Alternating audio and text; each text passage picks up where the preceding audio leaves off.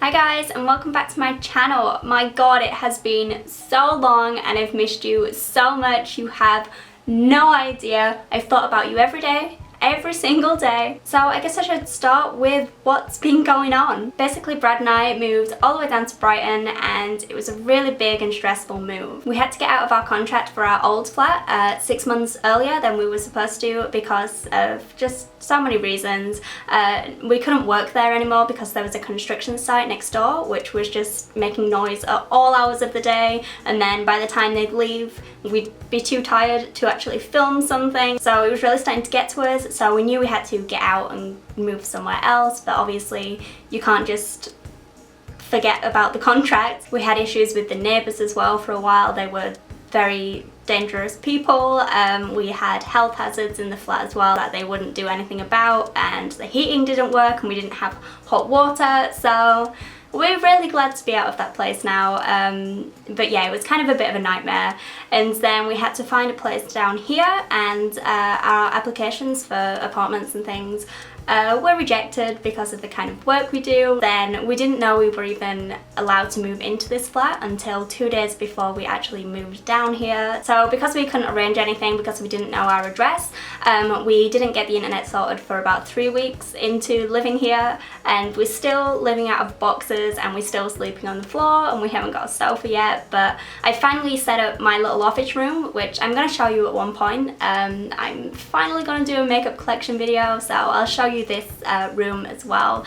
But I'm so happy to just have my own little place to create now, because before I was working in my kitchen, which was right next door to the construction site. So yeah, now I just have this nice peaceful room and I'm so excited to start working again. So today I just wanted to ease back into the whole filming thing because I do feel a bit rusty, I'm not gonna lie. I've tried to film this video 4 times now. 4th time's the charm, right? That's how the saying goes. So today I just thought I'd show you some of my current favourites that I've just collected over the past few months or so. So first up, I have a few palettes I want to talk about. They're all filthy, so please try to look past that. First up has to be the Vice 3 palette by Urban Decay, because this guy is absolutely my palette of the year for last year. It is by far the greatest palette that came out, I'm convinced of it. It is now the palette that I recommend to everyone, my friends, you guys, people on Instagram. It is just the greatest palette. The thing I like about this is the fact it has everything in it, and everything, in my opinion, is really usable. So here you have like your neutrals, and they're all matte. They're not matte. Urban Decay mattes tend to have a bit of sheen in them to help them blend, I think. But you have your neutrals, which are awesome for like daytime wear, and it goes all the way up to these dark kind of jewel tones. And again, you have some more neutrals on the end, but they're a bit more sparkly and shimmery, and I think it's an amazing palette. You can do everything with this. The only thing it's really lacking is a black. Another really awesome thing about this palette is that each column works together. Every colour in every column works together. So it's a really great starter palette if you're not really sure how to work with colour yet. And I mean, even I struggle with that still. So this is an awesome palette. As for the quality, Urban Decay eyeshadows are some of my favourite, if not my actual favourites. They're some of the first eyeshadows I ever bought and used, and I've just stuck with them through the years because I don't think you can beat them really. Next up we have another Urban Decay palette, and I wasn't going to feature this because it is definitely a favourite. I've been using it a lot, but I was using it more for when I was travelling between London and Brighton, like over Christmas and things, and when I was coming down here to just sort my life out down here. So you have a bunch of eyeshadows, you have a bronzer, a blush, and this is an eyeshadow, but it does double up as a highlight. I used to use Urban Decay eyeshadows as highlights. It's basically the same thing, so this also works. It's quite a nice subtle highlight though if you use that eyeshadow as a highlight. You get a lip gloss, you get a eyeliner pencil, and these are awesome. If you watch the video where I use this to create a look, you'll see I fall in love with this. As you can see, I've used a decent amount of it. And then finally you get a mascara as well, the Perversion mascara, and I have been using this. This is empty now. I need to actually buy one because I've I've been using this ever since I got it, and this is really nice with the Eyeko mascara as well. I'm not sure which one, I'll write it down below, but this one is really awesome for adding volume, and then the Eyeko one adds just even more darkness. Next we have a little palette from Tarte, and this is Park Avenue Princess, and what you get in here is a bronzer, a blush and a highlight, and I have been wearing the shit out of this. I love it. I didn't think I would because I'm not really a fan of little sets like this. I just don't end up using them because I have my own products that I love and just use and have used for years. So this I got in the post and I was like, I'm not going to use that, but I have. I'm presuming this comes in different colours because it's not really a universal palette. This is not going to work on deep skin tones. This is really going to look best on people with my skin tone, I think. So around like max NC NW 15 to 20, maybe 25. Do they do 25? I don't know. But that kind of range. This isn't really dark enough for me, but I really like it when I'm wearing more natural looks. So I have it on today, but it's nice and subtle. It's not kind of intense like I would usually wear. I want to drink my coffee, but it's going to ruin my shot. Maybe I can put it back exactly where it was, and you'll never know. I also have a couple of other Tarte products to show you, and the first one is the Smooth Operator Amazonian Clay Tinted Pressed Finishing Powder. That was a mouthful. I'm not really fussy about powder unless it makes me look cakey, but this does the complete opposite. It looks really nice and smooth on the skin. It's just so silky, like there's no way it could ever be cakey. It's just, ooh, we do like it. I'm wearing that today as well. It just makes my skin look really nice and smooth, and it does set things in place. I was going to say it doesn't, but say for example if you wear the MAC Pro Longwear Concealer underneath your eyes and you usually set that in place with the powder. This doesn't set it completely, it's still going to crease. So I tend to use my translucent powder, my NYC translucent powder, which is a drugstore brand, and it's super cheap and it's the best translucent powder I've ever used. So I use that first and then kind of just go over it because this just adds a tiny bit of colour, which obviously your translucent powder generally doesn't. So next up is the Tarte's Clay Pot, which is the Amazonian Clay waterproof liner, and this stuff is the absolute shit, and I'm possibly gonna pick up every single colour that they have. So the one I got sent was the shade Blackened Plum, and it's what I'm wearing now. It's a nice kind of plum shade, who'd have guessed, but it has some nice shimmer in there, like maybe pinky red shimmer in there, and it's stunning. It is absolutely beautiful. So if you've ever used the Maybelline gel liner, think that level of coverage, so you don't have to go over it a bunch of times, but it actually stays in place. Usually I would set my gel liner with a black eyeshadow so it doesn't move, whereas this one you don't need to, and I have slightly hooded eyes, like when I'm not raising my eyebrows and being expressive, and I just sit there like this and look like a massive bitch.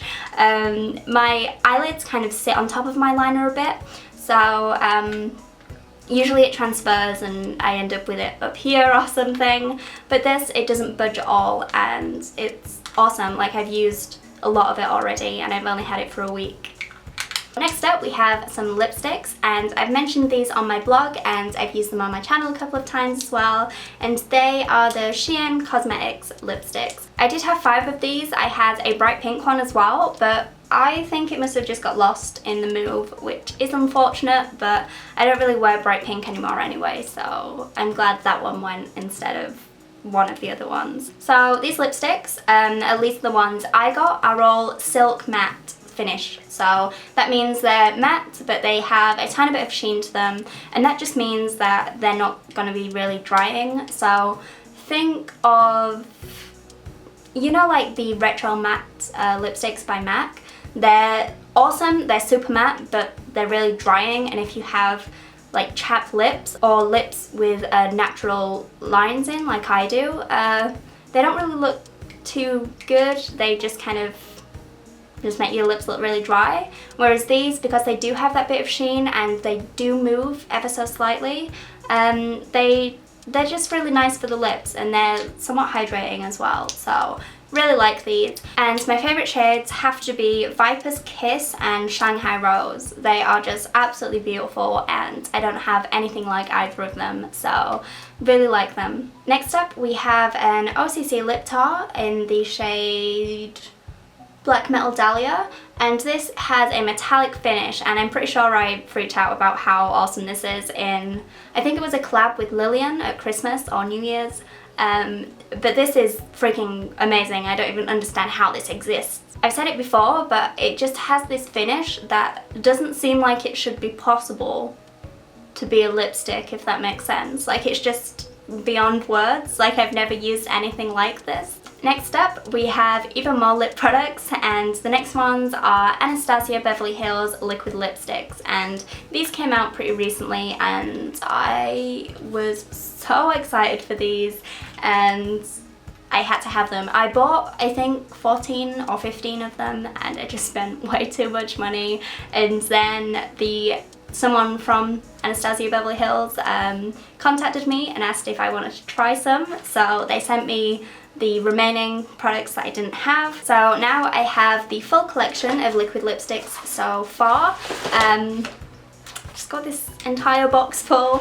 Today I'm actually wearing, what are they called? Lovely with Pure Hollywood over the top. I'm not going to talk too much about these because I'm going to do a lip swatch slash haul slash review kind of video possibly next week. I don't know, I just have so many videos I want to do. But yeah, these are awesome. These are really great quality, really impressive. Better than other liquid lipsticks on the market. So go ahead, just go and give them all of your money like I did. I also have this box full of eyeshadows, Anastasia Beverly Hills eyeshadows and other goodies. So if you want some kind of maybe eyeshadow swatch video, let me know, because that could be fun. It would be a big project, but it would be fun and it might be a really cool video to watch. This is so heavy. Oh my god, it's everywhere. It's everywhere. It's all gone to shit. So for the past 6 months or so, I have been really trying to sort my skin out, because I never really cared about skincare until it became clear to me that I needed to stop caring about skincare. So I have been asked many times before in the past to try out skin cleaning devices on my channel and things, and I've always just been like, no, because I don't care. So about 5 months ago, this company got in touch and asked if I wanted to try their Spin for Perfect Skin thing, and I was a bit like, I've seen this everywhere, no. But then I asked on Facebook and a bunch of you actually said you used this and you loved it, so I thought I would try it, and it's pretty good. It's pretty good. So the thing that sold me on this is the fact it has a body brush, and something that really bothers me about my skin is I'm so pale that you can see every speck of dirt in my skin. So like here, for example, you can just tell, you know, like on your nose you get blackheads. That can happen on your chest as well, and that's not nice. So I really wanted to see if the body brush would work, and this literally made a difference the first time I used it. I use the face one maybe once, twice a week max, but I use the body brush a lot and it's made a huge difference. The only thing that concerns me about this is it's a rotating device, which means it goes all the way around. And I've heard that can maybe damage the skin in the long run, so I would like to try an oscillating one which goes zip zip zip zip zip instead, eventually. So if you have any recommendations for that kind of thing, can you please like let me know? because I would love to try them out because I'm interested in the whole skincare thing now. I will leave my full review in the description if you're interested, and I also have a code as well which gives you a decent chunk of money off of this. And like I said, I've used it for about 5 months now, so the company's probably getting really annoyed with me because I take my time. I like to test things out and make sure I want to recommend them before I do. So it's definitely tried and tested, and I wouldn't be recommending it if I didn't enjoy it. The code is EP4SPIN, I think. I'll leave it in the description. And I don't benefit anything from you using that code. I don't get any commission from it or anything. It's purely just for you to get some money off. So that's it for the beauty favourites, and I actually want your input on something. I was thinking in the future I could do maybe my beauty favourites on this channel, my beauty channel, and then maybe do like technology favourites and gaming favourites like over on my second channel, so I can maybe talk about it for a bit longer and not feel like I'm boring some of you. I don't know. Let me know what you think. So next up is the Fujifilm Instax Mini 8 instant camera thing. Marcia bought me this for Christmas. Thank you, by the way. And I love it. It's just, you've seen it. You've seen everyone has one. I'm very late to the party, but it's basically an instant Polaroid kind of deal. So Brad and I dog sat the pugs from Marcia and Felix when they went to visit their families over Christmas, and they left us this camera, so we took loads of pictures and we kind of just placed them around the house for them to find later on. I have a couple of them here, so I'll show you these as well. Next up is another kind of technology favourite, and it's these headphones, if you can see them. This company has been so patient with me, so I definitely want to give them a shout out because they do make awesome stuff.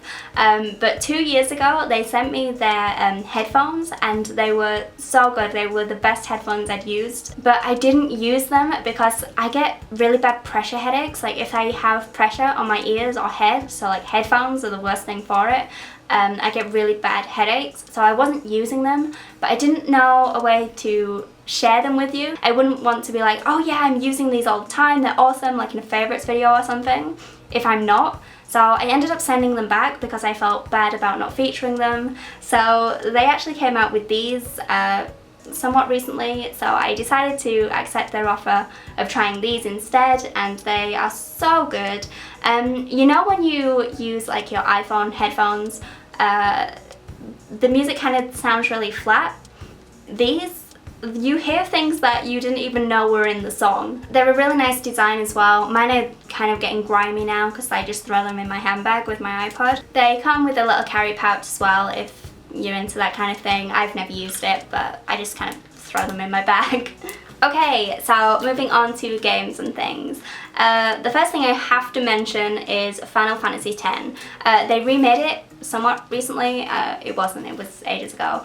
But I have a friend at Square Enix, and they sent me a game to give away and a strategy guide ages ago, and I was gonna do a Lulu makeup video, but it went to shit. It was awful, so I just never ended up giving this away.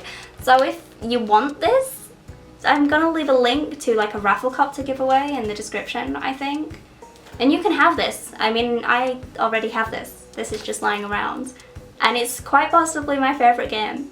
So I'd like you to try this. As always with games and things, I find it very difficult to actually recommend them, like sell them to people, because I never know what to say without ruining the entire story. Okay, so let me just read you a bit of blurb.